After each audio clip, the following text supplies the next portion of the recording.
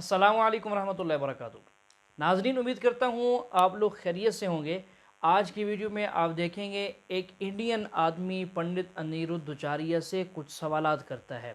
सवाल नंबर 1, बुद्ध भगवान खुद भगवान होने के बावजूद वेद के इनकारी क्यों थे?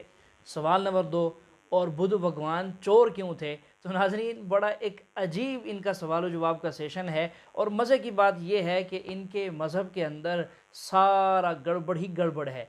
ख़ुद कहते हैं कि बुद्ध भगवान हमारा भगवान है और अपने भगवान की तरफ चोरी की निस्बत करते हैं। आइए ये सवाल जवाब सुनिए और इसके सही जवाब आप सुनेंगे। फिर इसके बाद डॉक्टर जाकिर नाइक साहब से आपसे गुजारिश है, वीडियो में हमारे साथ आखिर तक रहिएगा। महाराज, मैं ये जानना चाहता हूँ कि जैसे हाँ, मैं बुद्ध के बारे में जानना चाहता हूँ कि जो भगवान बुद्ध हैं वो विष्णु जी के 9वें अवतार हैं शायद ना जी। तो क्या ये सच है कि वो वाकई में उनके अवतार हैं, क्योंकि वो वेदों के विरोधी थे? और अगर वो भगवान थे तो वेदों के विरोधी क्यों थे? देखो, भगवान 21वें अवतार हैं, बुद्धावतार 9वें नहीं, 10 अवतार में 9वें नंबर पे आते हैं। और टोटल जब 24 अवतार करेंगे तो उसमें 21वें नंबर पर बुद्धावतार हैं भागवत जी के अनुसार। तो जो बुद्ध भगवान हैं वो वेदों के विरोधी नहीं थे। जो बौद्ध हुए हैं वो वेदों का विरोध किए। अच्छा, बुद्ध भगवान ने क्या किया उस समय? वेद जैसे आज क्या होता है कि आप कई देश के कोने में, भारत के कोने में जाएंगे तो वहाँ क्या देखेंगे, कुछ लोग मंदिरों पर बकरे की बलि चढ़ाते हैं। हाँ, देवी और देवताओं के नाम पर। आप ही बताइए, क्या बकरे की बलि चढ़ाना गलत है? सही है?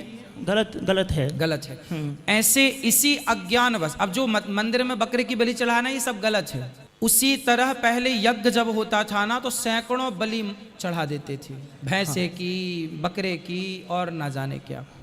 तो बुद्ध भगवान ने देखा कि भाई ये तो गलत है। तो उनसे पूछा, क्यों भाई आप ये सब क्यों कर रहे हो?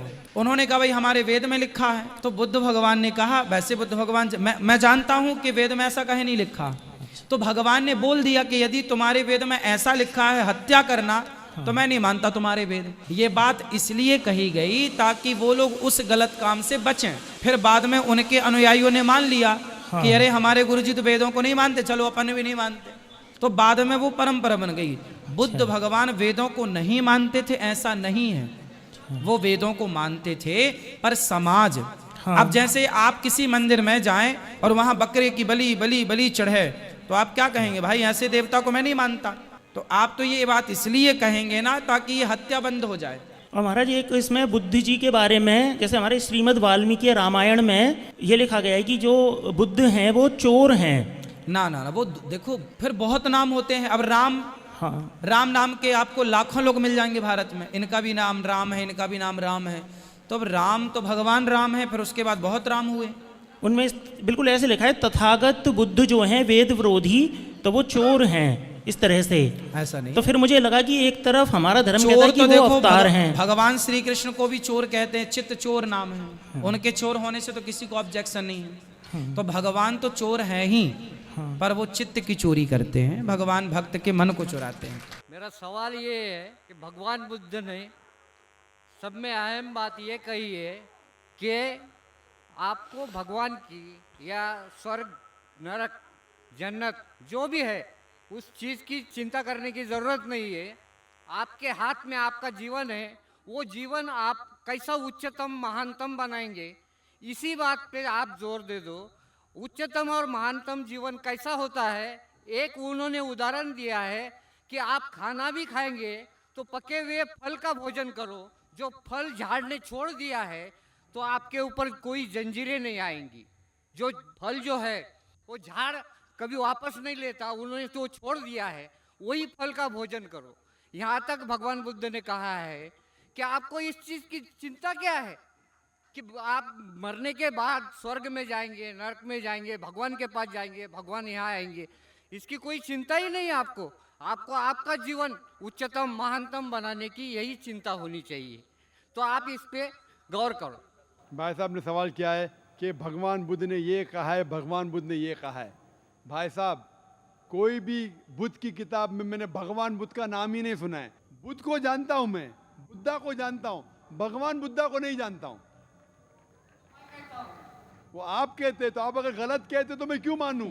क्योंकि आप अगर बुद्धा की टीचिंग्स पढ़ेंगे, बुद्धा की तालीमात पढ़ेंगे, बुद्धा ने कभी भगवान का जिक्र ही नहीं किया। बुद्धा ने कभी भी ईश्वर और भगवान का जिक्र नहीं किया। क्यों? तो बुद्धिस्ट स्कॉलर्स ये कहते हैं कि इस हिंदुस्तान में, इस धरती पे इतनी बुत परस्ती थी कि वो भगवान के बारे में खामोश थे। उनने ये भी नहीं कहा कि भगवान है और ये भी नहीं कहा कि भगवान नहीं है। तो आप अगर बुद्धा को भगवान बना दिए तो प्रॉब्लम है भाई साहब। और आप बुद्धा की टीचिंग्स को पढ़े ही नहीं।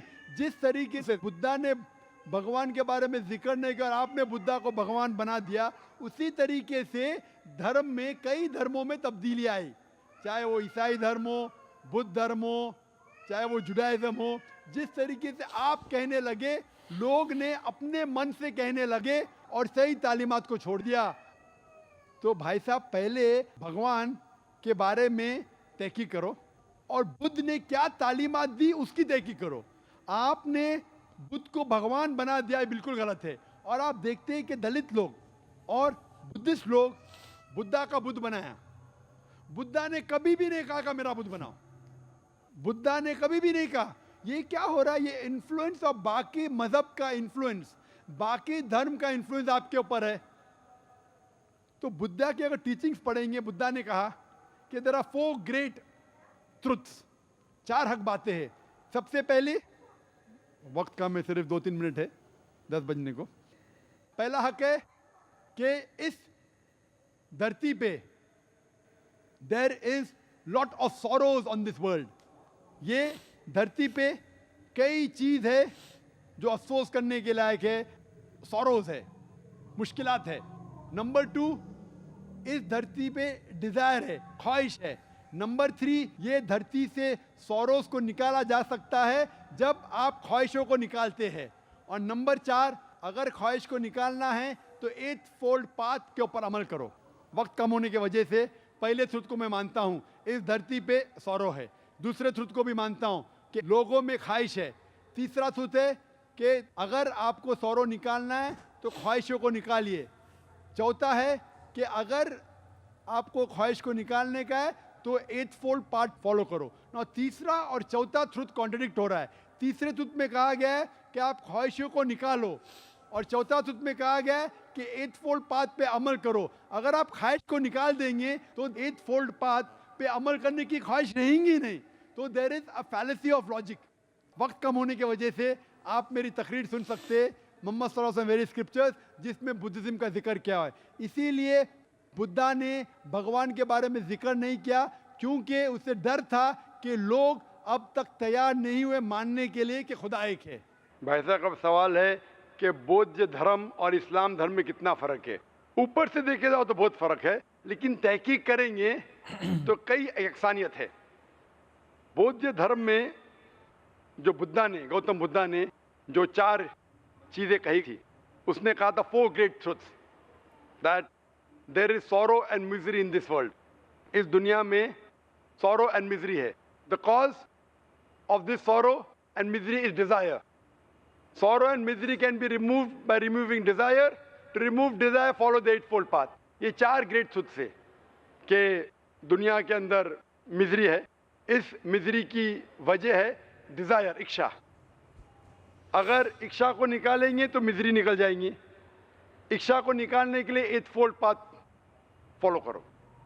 लेकिन जब आप इच्छा निकालेंगे, पहला नुक्ता बिल्कुल सही, दूसरा नुक्ता बिल्कुल सही, तीसरा नुक्ता, इच्छा को निकालने के लिए इच्छा निकालो और मिजरी निकल जाएंगी। जब आप इच्छा को निकालेंगे, चौथा हक है कि आप 8-fold पाथ फॉलो करो। इच्छा निकल गए तो फॉलो कैसा करेंगे?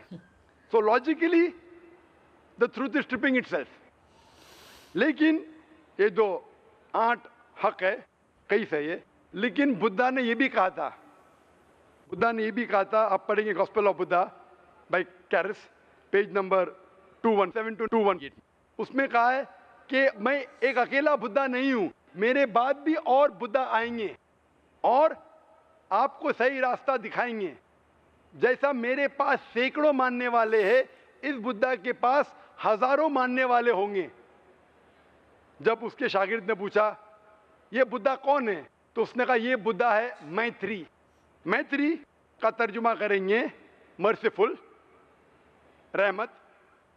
और हम जानते हैं कि कुरान में कहा गया मोहम्मद सल्लल्लाहु अलैहि वसल्लम, सूरह अंबिया सूरह नंबर 21 आयत नंबर 107 में, वमा अरसलना का इल्ला रहमतुल आलमीन, कि वो सारे आलम के लिए रहमत थे, सारे इंसानियत के लिए। तो इससे ये साबित होता है कि इस धम्मापट के अंदर और बुद्धिस्ट किताबों में भविष्यवाणी है मोहम्मद सल्लल्लाहु अलैहि वसल्लम के बारे में। और आप अगर मेरी कैसेट देखेंगे मोहम्मद सल्लल्लाहु अलैहि वसल्लम का जिक्र दिगर मज़ाहिब में, उसमें एक सेक्शन है बुद्ध धर्म का। उसमें से ये मैंने दिखाया हूँ कि बुद्ध धर्म में भी कहा गया है, बुद्धा ने कहा है कि एक आने वाला है पैगंबर, जो आखिरी पैगंबर रहेगा वो आपको सही रास्ते दिखाएगा, उसका नाम है मोहम्मद सल्लल्लाहु अलैहि वसल्लम। और जानने के लिए मेरी कैसेट देखिए मोहम्मद सल्लल्लाहु अलैहि वसल्लम दिगर मज़ाहिब में। वाखिर दावाना अल्हम्दुलिल्लाहि रब्बिल आलमीन। जी हाँ नाजरीन, आपने सारी वीडियो मुलाहिज़ा की है। शुरू के अंदर जो पंडित से सवाल हुआ, पंडित ने उस सवाल के जवाब में ख़यानत करते हुए उसने अपनी तरफ से मन गढ़ंत सवाल का जवाब भी दे दिया और बड़े अच्छे तरीके से उसको मुतमईन कर दिया। जबकि हकीकत आपके सामने आ चुकी है। डॉक्टर ज़ाकिर नाइक साहब बता चुके हैं कि बुद्धा की किताबों के अंदर बुद्धा ने अपने बारे में भगवान का जिक्र किया ही नहीं है, बुद्धा भगवान है ही नहीं। और जितनी भी दीगर किताबें हैं हिंदुइज़्म की, वेद हो गई, फलां सारी, किसी भी किताब में बुद्धा नाम का कोई भगवान मिलता ही नहीं है, किसी का जिक्र है ही नहीं। जबकि ये हिंदू आज के पंडित उसको भगवान मानते हैं और साथ में मनगढ़ंत बातें भी करते हैं। तो नाज़रीन, ये हैं हिंदू पंडित और हिंदू लोग जो अपने मज़हब में कभी क्या कह देते हैं तो कभी क्या। इन्हीं की वीडियोस में मिलता है कि बलि चढ़ाना ठीक है, फिर कभी कहते हैं बलि चढ़ाना ठीक नहीं है। जैसे कि आज की वीडियोस में आज आपने सुना है कि वो कहता है बलि चढ़ाना यानी जानवरों को ज़बह करना बुत के नाम पर ठीक नहीं है, जबकि एक और वीडियो में यही कहता है कि बलि चढ़ाना जायज़ है। तो नाजरीन, ये एक मनगढ़ंत मज़हब है। हिंदू लोगों को चाहिए अपनी किताबों का मुताला करें। मैं बार बार अपनी वीडियोस में यही चीज़ कहता हूँ हिंदू लोगों से कि आप अपनी किताबों का मुताला करें, उसको देखें, समझें कुछ क्या लिखा हुआ है वहाँ पर। वहाँ आपको उसके बिल्कुल बरक्स मिलेगा जो आपके पंडित आपको बताते हैं। पंडित झूठ बोलते हैं, पंडित जो है वो अपनी तरफ से घड़ के बातें तुम्हें सुना देते हैं और तुम उनकी कथा सुनकर मुतमईन हो जाते हो हाँ कि असली मज़हब तो यही है। ऐसा मत कीजिए, अपनी किताबों का मुताला कीजिए ताकि आपको अपनी किताबों की निस्बत से, जैसा कि डॉक्टर साहब से आपने सुना कि हिंदुइज़्म और इस्लाम में आपस में काफ़ी चीज़ों में यकसानियत है और हिंदू की किताबों में हमारे नबी हज़रत मोहम्मद सल्लल्लाहु अलैहि वसल्लम का ज़िक्र मिलता है, हमारे नबी की सिफ़ात का तज़किरा भी मिलता है। तो जब आप अपनी किताबों का मुताला करेंगे ज़रूर हिदायत पाएंगे, अल्लाह ताला आपको हिदायत देंगे हमारे इस्लाम की तरफ और आप मुसलमान होंगे, आपकी दुनिया और आखिरत बनेगी। तो नाज़रीन, आज की हमारी वीडियो कैसी लगी ये आपने कमेंट करके बताना है और साथ साथ वीडियो को लाइक और शेयर भी कर दें ताकि और बहुत सारे लोगों के पास ये वीडियो चली जाए, वो भी इस वीडियो से जो है वो फ़ायदा उठा लें। और हमारे चैनल को भी सब्सक्राइब कर दें ताकि रोज़ाना आपको ये वीडियो इस तरह की मिलती रहे।